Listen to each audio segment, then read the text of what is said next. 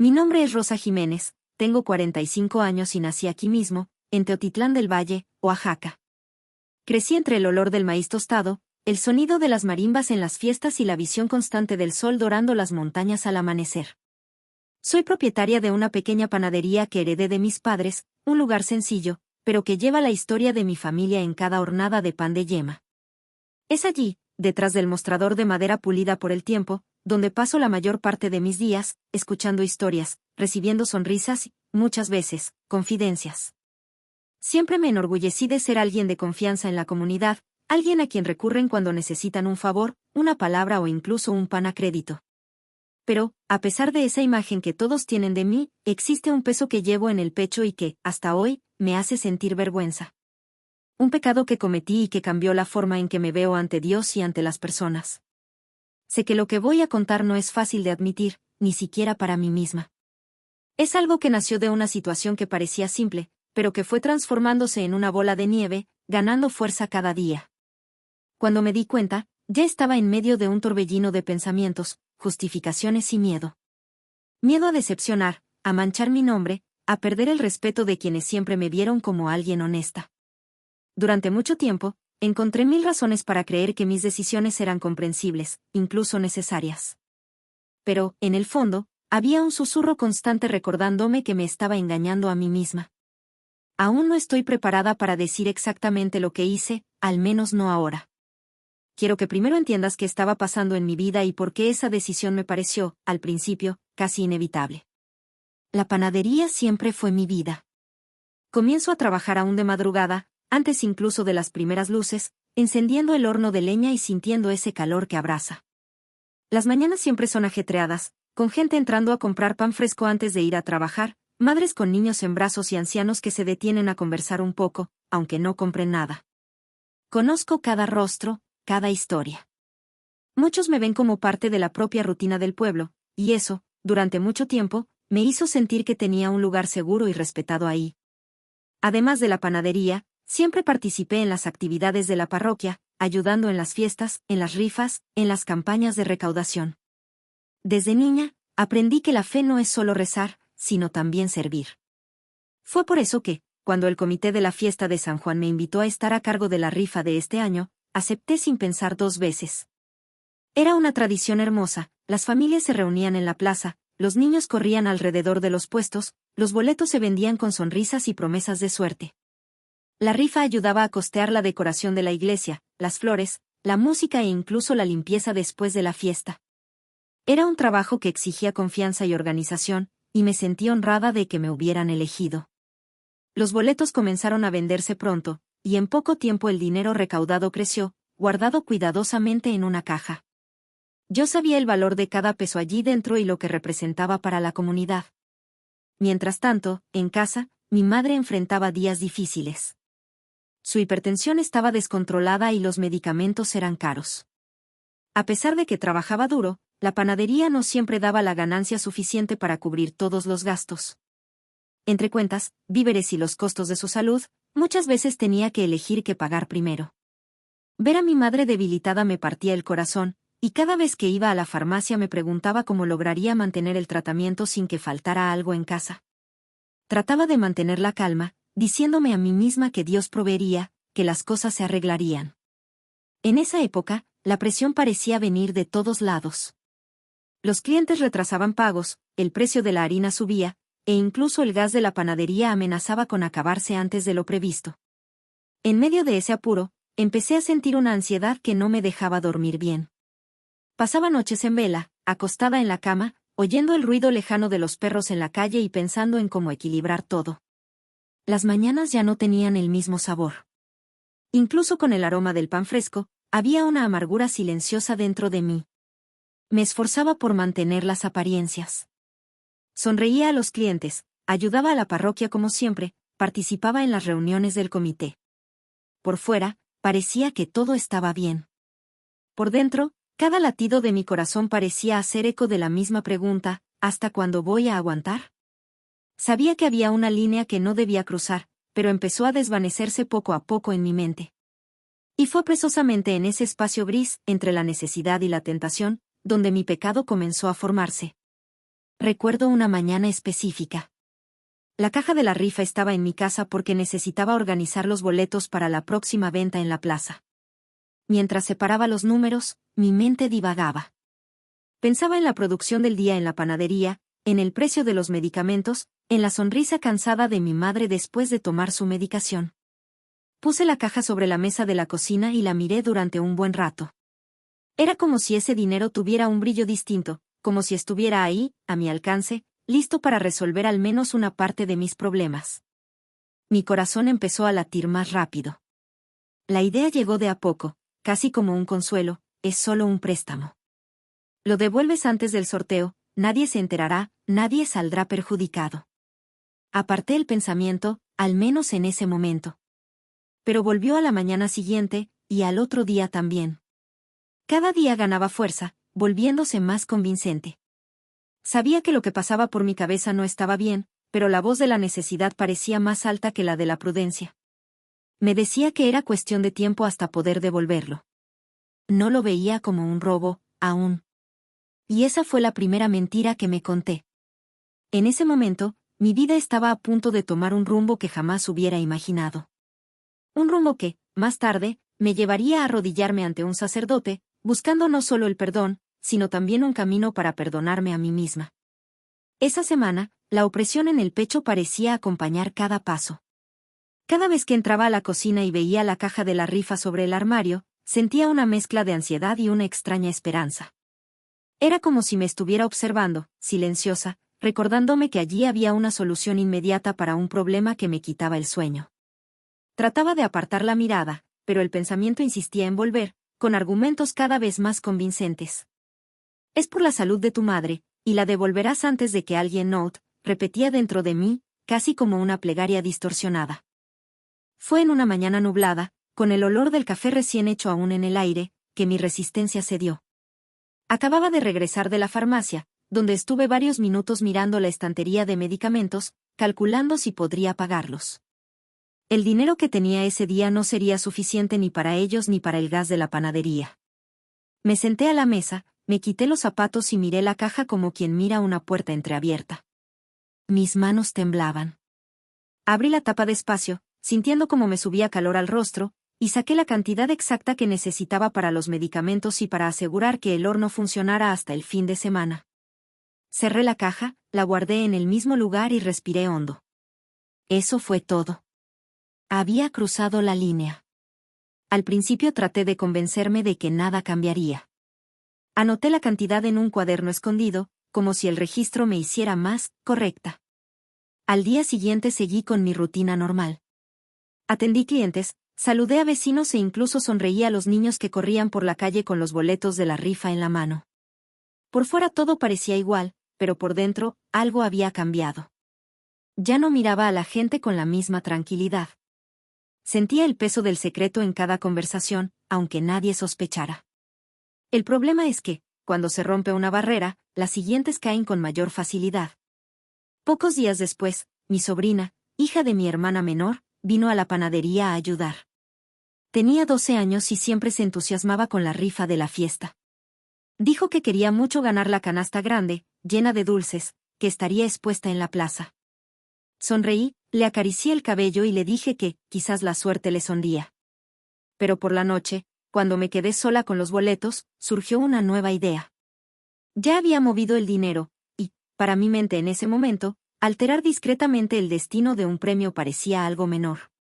Tomé un puñado de boletos vendidos y, con cuidado, quité el número de la canasta mayor, sustituyéndolo por uno que yo misma escribí para entregarlo a mi sobrina al día siguiente. Lo hice rápido, pero con una frialdad que me asustó. Era como si, en ese instante, hubiera desconectado la conciencia para no oír ninguna alarma. Cuando terminé, guardé todo como si no hubiera pasado nada. El día del sorteo la plaza estaba llena. Las luces de colores decoraban los postes, el olor a tamales y atoles se mezclaba con las risas y la música en vivo.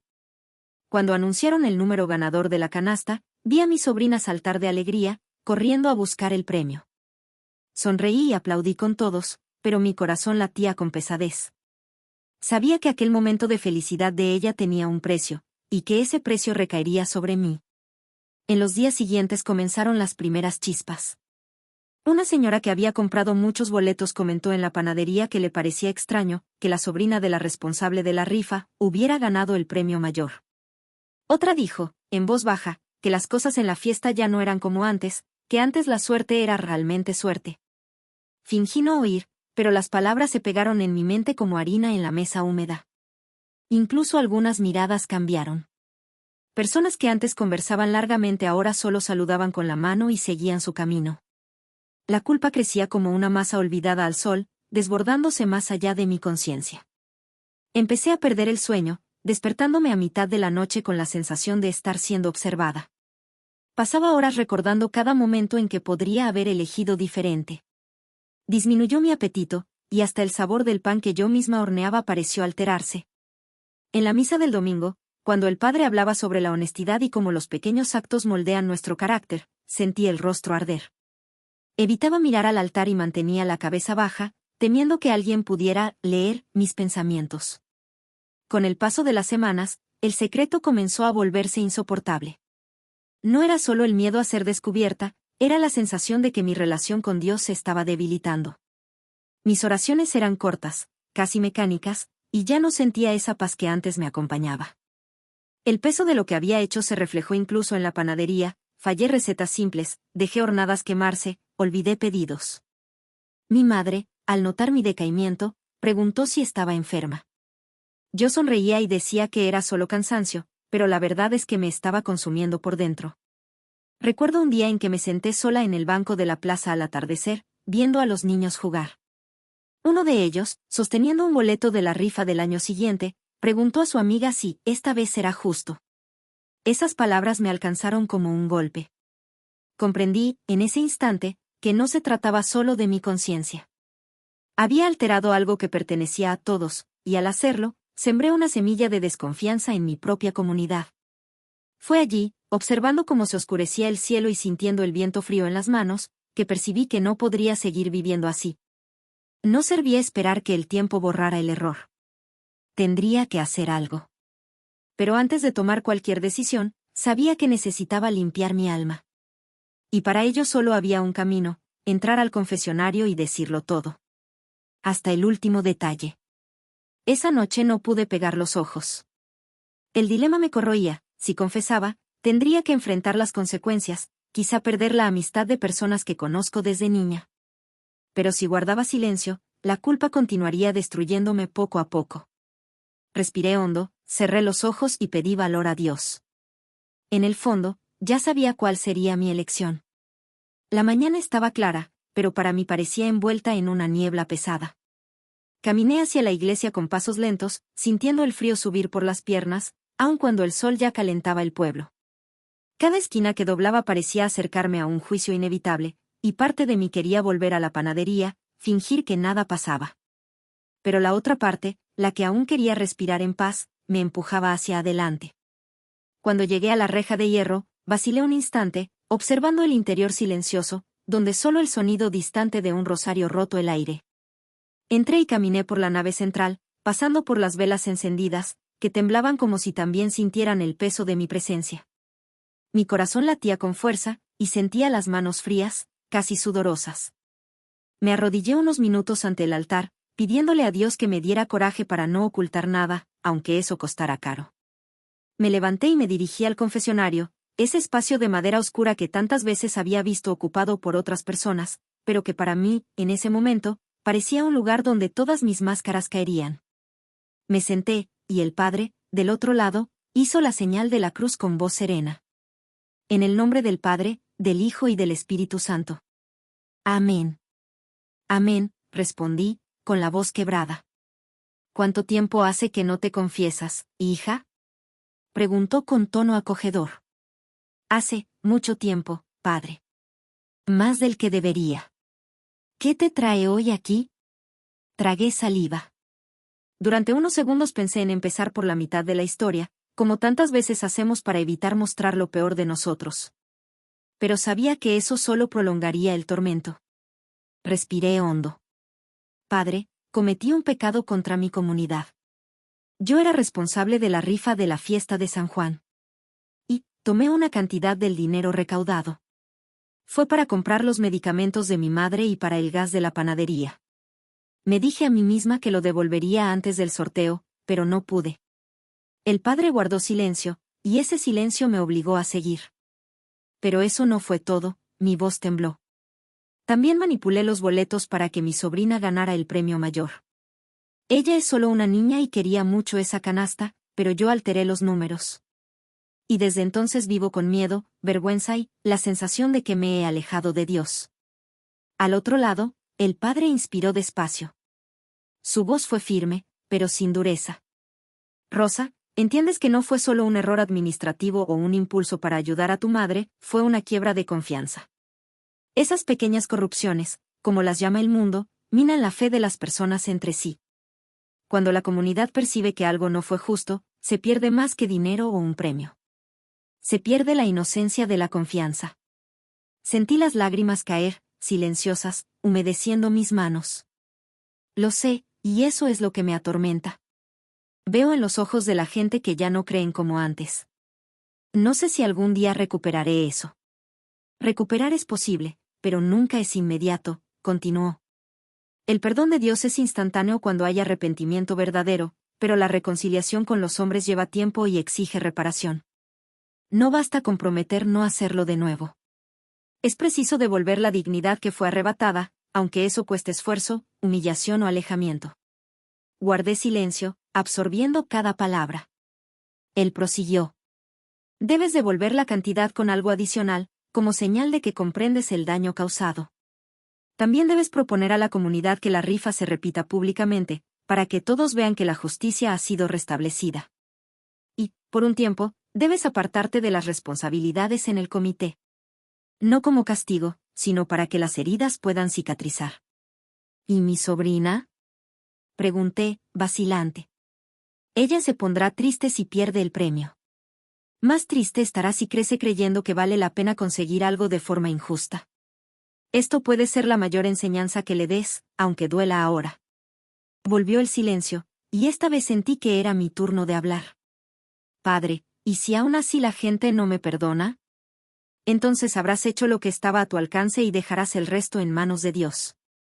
El perdón humano es limitado. El divino, no. Me dio la penitencia, rezar el Salmo 51 durante 7 días seguidos, meditando cada palabra, y mientras tanto planear la restitución de forma clara y honesta. No debía demorar en actuar. La demora, hija, alimenta la duda en los corazones. Cuanto antes muestres que estás arrepentida y dispuesta a corregir, más pronto la comunidad comenzará a ver tu cambio. Asentí, aunque él no podía verlo. Sentí que un peso se iba, pero también la responsabilidad de asumir ahora una misión, reparar lo que yo misma había roto. Hizo la señal de la cruz, pronunció las palabras de absolución, y sentí como si el aire a mi alrededor se hubiera vuelto más ligero. Aún así, sabía que el camino fuera de ese confesionario sería más difícil que la propia confesión. Al salir, el sol estaba más alto y la plaza ya se llenaba de gente. Por un instante pensé en posponerlo. Pero recordé la frase del padre sobre la demora. Ya no podía huir. Fui a la panadería con un cuaderno en la mano, lista para empezar a planear la restitución. El perdón de Dios ya lo había recibido, ahora faltaba ganarme el de los hombres. Y sabía que eso exigiría más que palabras. Salí del confesionario con las palabras del Padre resonando en mi cabeza. El Salmo 51 se volvió mi oración diaria, pero sabía que la parte más difícil no estaba en el altar, sino afuera, frente a las personas. Pasé la noche en vela planificando cada paso, como si fuera una receta que no podía fallar. Anoté la cantidad que había tomado, calculé unos intereses que consideré justos y pensé cómo recaudaría todo sin afectar el funcionamiento de la panadería. Decidí aumentar la producción y trabajar más horas, abriendo más temprano y cerrando más tarde. Fueron días extenuantes, pero con cada hornada de pan sentía que colocaba un ladrillo en la reconstrucción de mi dignidad. Hablé con mi sobrina. Me senté con ella en la cocina, solo nosotras dos, y le expliqué que la canasta que ganó no había sido obtenida de manera justa. Sus ojos se llenaron de lágrimas y mi corazón se apretó, pero necesitaba ser sincera. Ella guardó silencio por un tiempo, luego me abrazó y dijo que aún me quería. Guardamos la canasta intacta, para devolverla el día de la restitución. Ese gesto simple me mostró que, incluso en los momentos más duros, todavía es posible enseñar algo valioso. Cuando reuní el dinero, fui al comité de la fiesta. Entré en la sala donde nos reuníamos, con todos sentados en círculo. Mi corazón latía tan fuerte que casi opacaba los murmullos.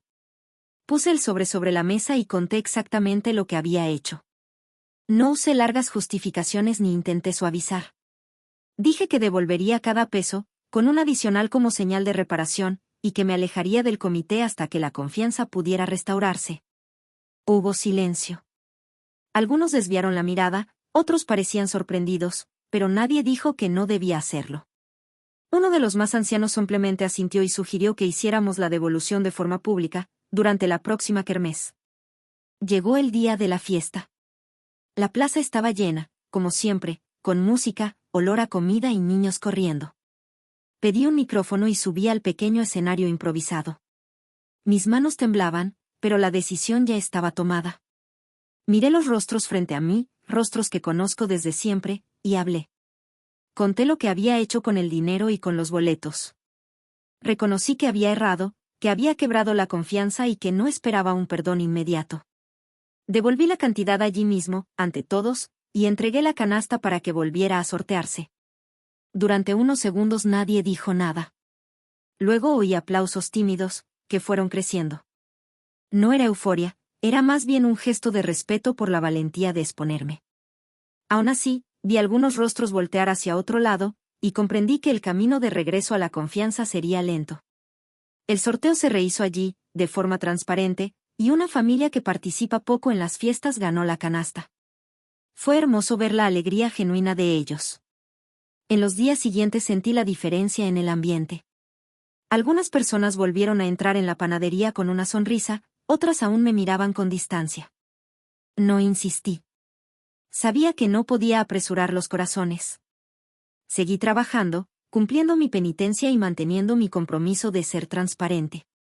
Poco a poco, pequeñas conversaciones volvieron a surgir en el mostrador, como si la comunidad estuviera tanteando el terreno antes de recibirme de nuevo.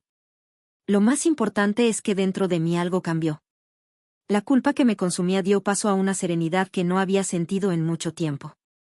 No era orgullo, era paz. Sabía que había enfrentado la vergüenza y hecho lo que estaba a mi alcance para reparar el daño. Mi fe también adquirió una nueva dimensión. Comprendí que servir a Dios no es solo ayudar en las fiestas o mantener tradiciones, sino también tener la humildad de reconocer errores y la valentía de corregirlos. Hoy, cuando paso por el puesto de la rifa en la plaza, recuerdo todo lo sucedido.